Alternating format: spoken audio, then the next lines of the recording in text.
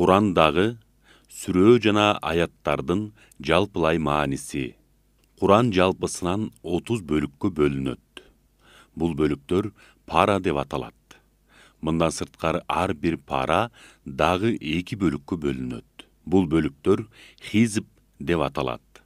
Ошондо Куранда 30 пара, 60 хизб, 114 сүрөө, 6666 аят бар. Биринчи парада эмнелер тууралуу сөз болот.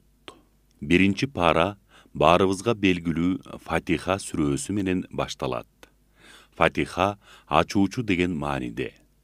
Мындан сырткары Фатихат ал китап, китептин ачкычы, Умму ал китап, китептин энеси жана башка аталыштары бар. Фатиха сүрөөсү Курандагы эң улук сүрөө деп эсептелет. Сүрөөнүн алгачкы аяттары Алла Таалага алкыш мактоо айтуу менен башталат.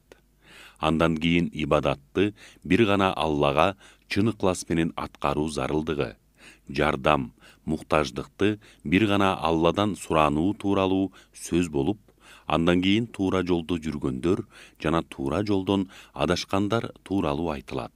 Сүрөө башынан аягына чейин дуба маанисинде келип, акырында Алладан туура жолго салуусун тилөө менен жыйынтыкталат. Фатиха сүрөөсүн окуу, угуу сооптуу. Ошондой эле бул сүрөөнү шыпа катары окуп ооруган адамга дем салууга болот. Биринчи парадагы экинчи сүрөө Бакара сүрөөсү уй деген мааниде.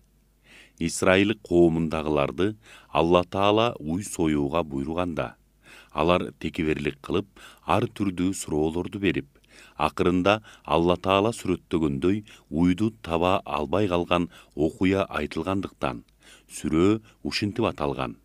Курандагы эң узун сүрөө.